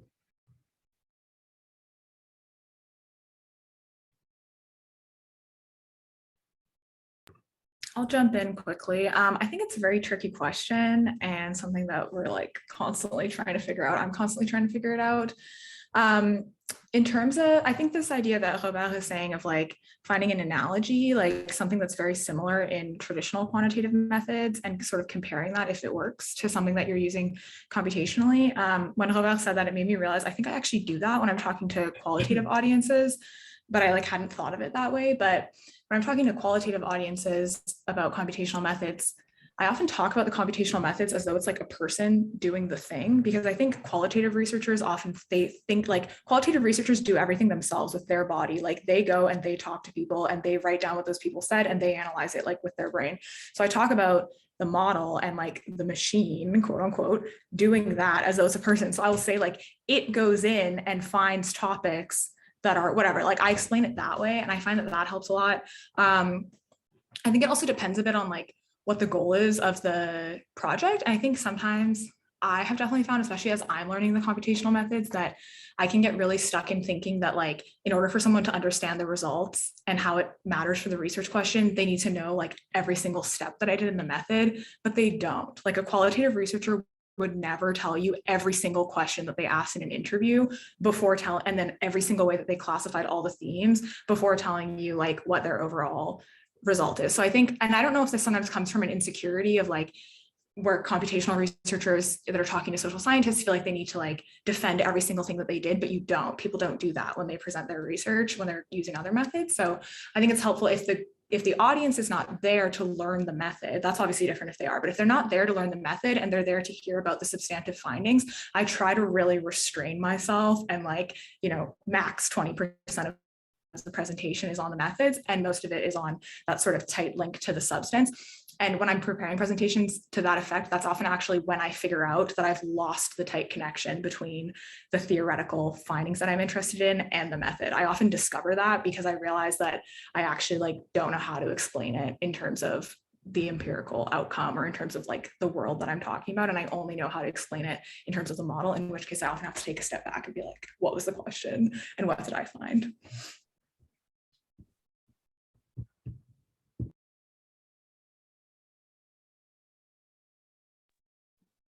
So this next audience question seems to be calling back to the discussion about like quality from before, and their question is they're saying that we're often grabbing fairly small data about people, like tweets.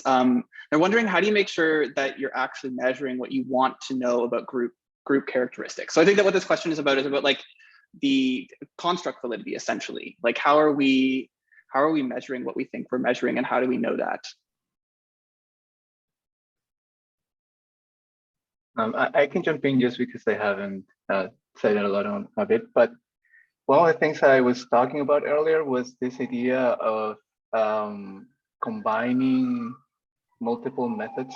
So one way that I found useful for validation when using big data or computational methods has been to like see how they align, like the findings that I get from that, how they align to like other research and previously done.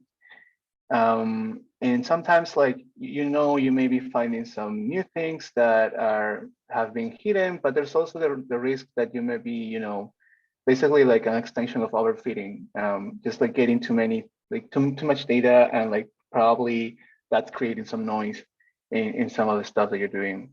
The other thing I think is like, there's one thing to do that like through quant empirical studies, and the other is just to dive in, right? Like to like subsample and read. That's the best. Like I've done that a bunch of times with tweets and other stuff.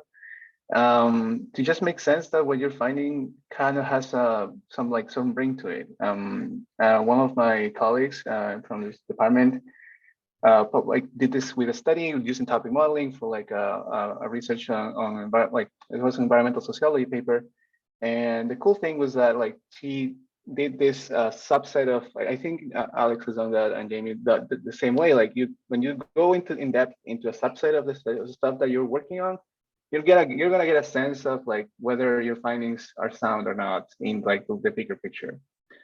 I think it's just like, good old triangulation of data and going back to other sources and going back to like other methods, and like not just trusting the stuff that the bigger data is showing you. So,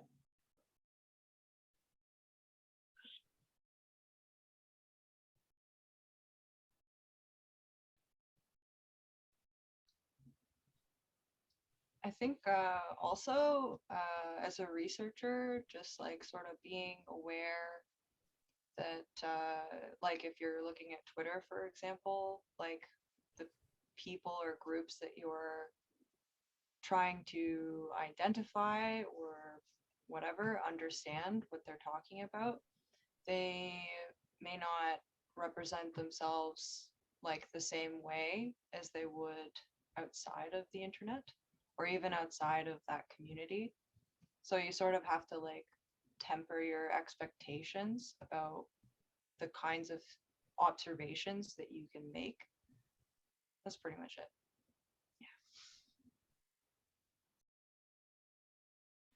If I could just, we're getting close to 8 now, but let's throw another question out there.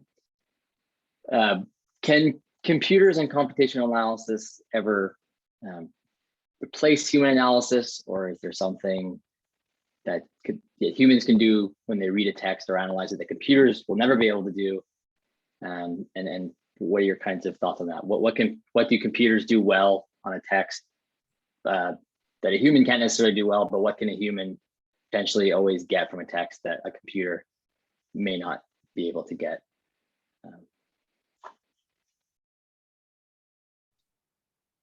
I think that we should embrace the idea that we're all going to become cyborgs. It's sort of like I would never be able to manually do the things I've done for this project and many other projects just by myself, like with my own 2 hands. That's why we develop tools to assist us. It's like any other physical tool. It like just extends our abilities beyond what we're physically capable of. And I don't, yeah, I mean, that's pretty much how I feel about it. we should all just accept the cyborg transition.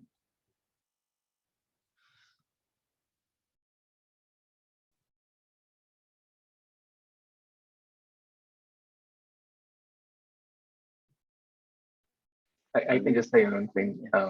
Sorry, no, I just think it's like almost like a metaphysical question in terms of like what actually means to know something, right? Like, in terms of like, two things that always come to my mind when it comes to like what things that we can do that machines either can't or like have limitations on are like emotions and ethics. In terms of like how like engagement with your research is also an emotional process, where you're like, you know, frustrated and happy and you go ups and downs and have all these like things, and those things kind of like clarify your thoughts about things, right? Like when you hit walls and then you're frustrated and then you kind of like have to jump or like redirect your research in ways. The level of analysis that you get from that, it may not like change the code that you do necessarily, but it will change the way you read things, I think. And the other thing is also like the level of like ethical decisions that you make along the way, which I don't see a future where a cyber version of us would be, you know, more prone to you know, guide their behavior by. So yeah, I think for as long as we're the ones in control, we have that input that some of the machines will probably, you know, won't account us for as much. That's my bigger take on that.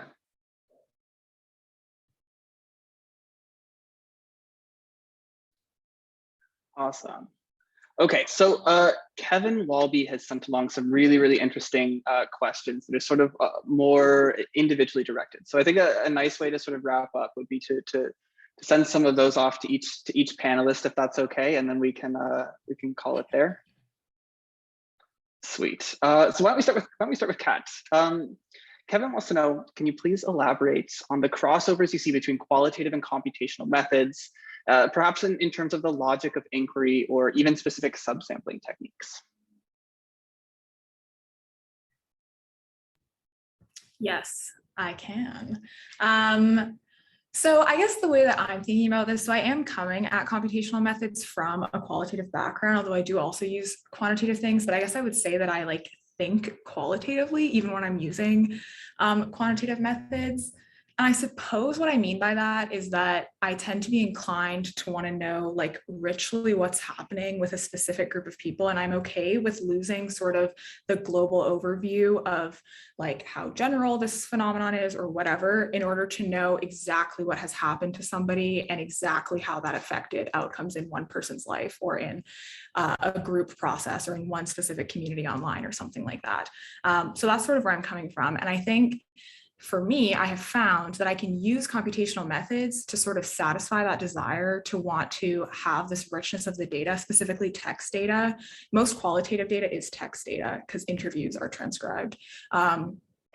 So the idea of having this sort of like richness of the text and not losing that, but then also being able to go outside of just a specific case study. And actually, I mean, like Andrea is saying, like, let's not, you know, resist the fact that we can automate a lot of this stuff and just be able to like vastly expand the type of research that we can do. So for me personally, I use computational methods to basically do what I could do with one case, but do it with like 100 cases. And so I'm able to do research where I used to do research on like one specific social movement organization. I can now answer many of those same questions with the same richness, but I can ask it across the entire social movement sector, across all social movements in the United States and Canada, which is just amazing. And I do lose like some richness, but I add some of it back in by adding in certain case studies qualitatively and things like that. But in terms of the logic of inquiry, I have found that the computational methods, if you're asking like qualitative type questions and you apply computational methods to them, often in combination with qualitative methods, you can actually retain a lot of that same sort of logic of inquiry. And I've obviously also seen computational methods be more like used in sort of that quantitative way, and that works as well. I just think they're an incredibly versatile set of tools, and I don't think we've totally figured out what box computational methods fit in. I think that's actually for a reason. I think they're extremely versatile.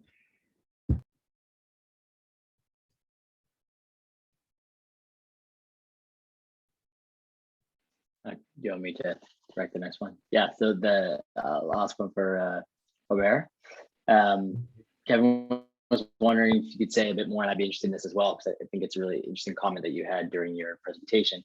And this came up for all of you, talking about kind of the difficulties of Googling things and having to kind of learn that, like, I mean, the more kind of jargon and terms you learn, the better you get at Googling and the kind of better you get at being able to solve your issues. But, you know, Roberta, specifically, you were talking about the kind of language difficulties there, and how there is a kind of English centricity to this. And if you're working primarily in French, then it's going to be kind of hard to access Stack Overflow and everything, which I assume is mostly in English. So do you want to just kind of say a bit more just about that process and that difficulty and how you kind of overcame it? Yes. Yeah, for me, like I come from Francophone country, I speak mainly French. But when I started to learn computational social science in the first time in Cape Town in English, because Cape Town is South Africa in English. It was difficult for me to understand what other people, Anglophone people, are saying. But the same time, you have some Francophone people who are trying to explain for we are from Francophone country, to try to understand the English. But when I came in Canada, I found it is important for me to learn English. If I want to go far in this domain, I have to learn English. So I try to to take some course in English course, and then I try to do my best in English, even if it is not the best. I try to learn it every day. When I think 2019, I was in Italy for the summer school in computational social science, but immigration and integration topic specifically. I try to communicate with the people, Anglophone people, and I think I make some progress, some progress the time, and I have the confidence in myself, and then it is good. It was good for me. And the first website, I try to translate if it is complicated. The English is complicated for me. I try to translate to see, oh, okay.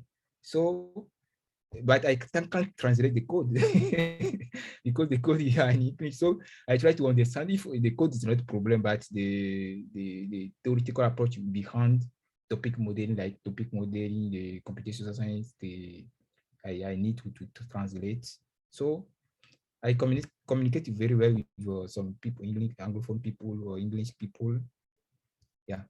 But I think for Anglophone, Francophone people who want to jump in this domain, it is a lot of work.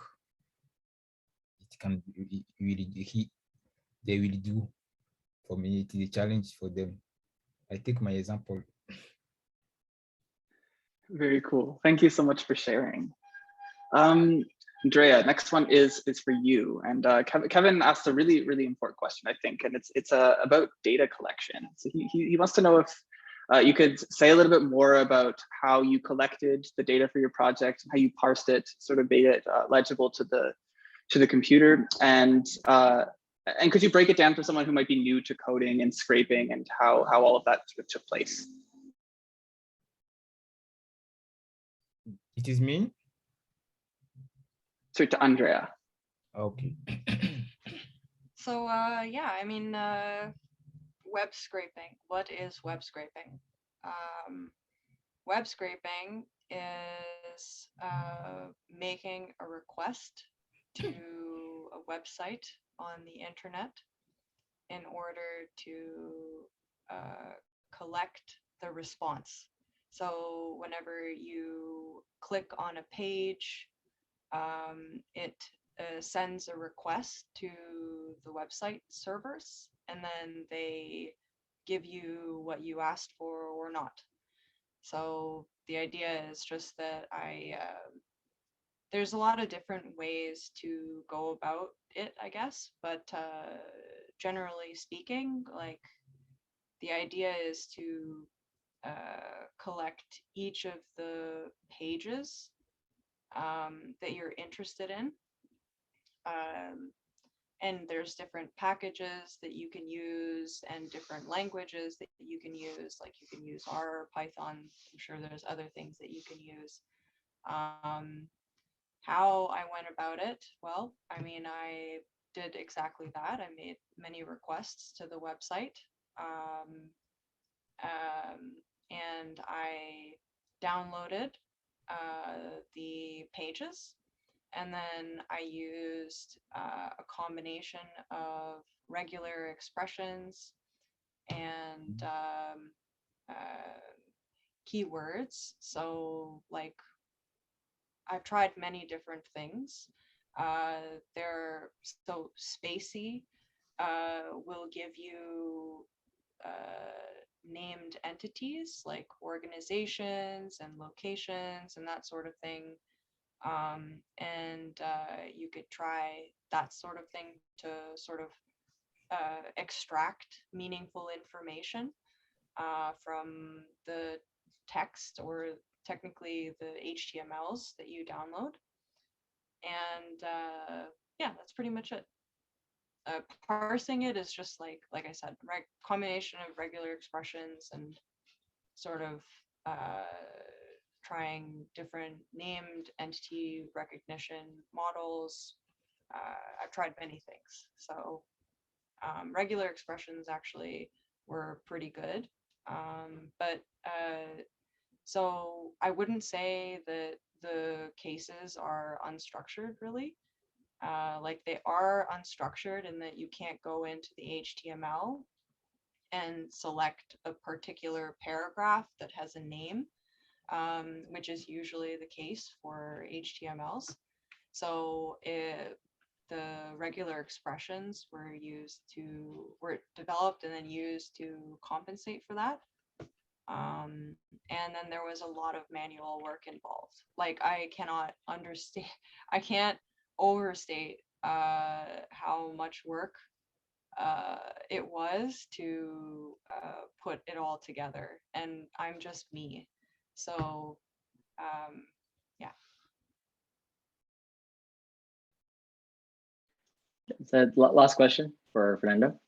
Just wondering if you say a bit more about the work you're doing between kind of computational and spatial analysis. And I know that something you've encountered is kind of the size of your data set and not quite being able to do it on your computer without risking up, blowing up your MacBook. So maybe you want to talk a bit about that as well, because you're dealing with these huge maps and all these data points, and you're trying to make these crazy visuals. So yeah. Yeah. Thanks. So yeah, one of the things with spatial data is that it's usually pretty big in terms of resources that your computer needs to just process it.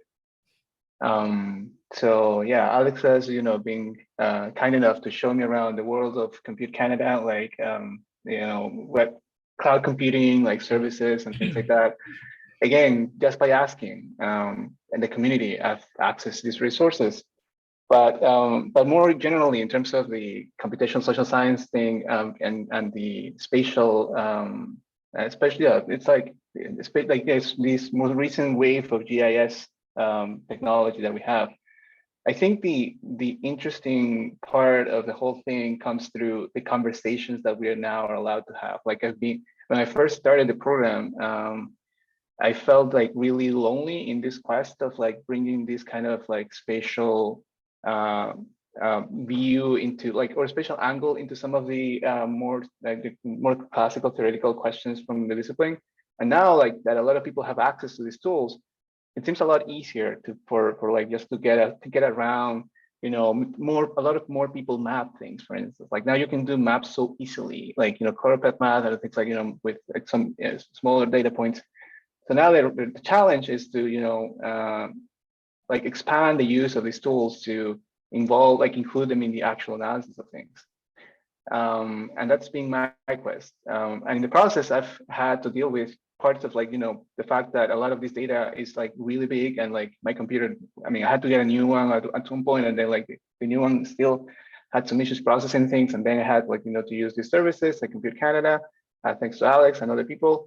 And but like there's ways around it. I think it's just that at some point you feel like, oh, I won't be able to complete this task because like I just don't have the resources. Luckily, yeah, there are some options out there. But again, the bigger takeaway is always like just ask around. People will like guide you to somewhere, like somebody will help you out. But yeah, it's a cool area of research for anyone interested. I'm happy to share everything I've learned. So I always like try to post these things I do, and yeah.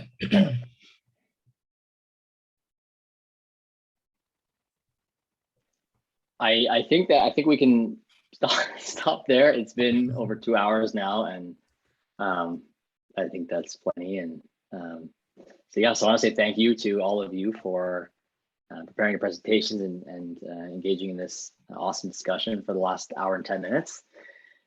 Thank you to Kevin Walby, the University of Winnipeg, for hosting us in the Center for Access to Information Justice, to all the audience members, to Shirk for funding this.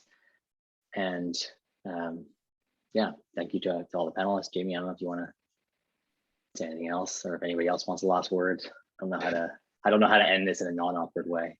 Do we just click the red button and disappear?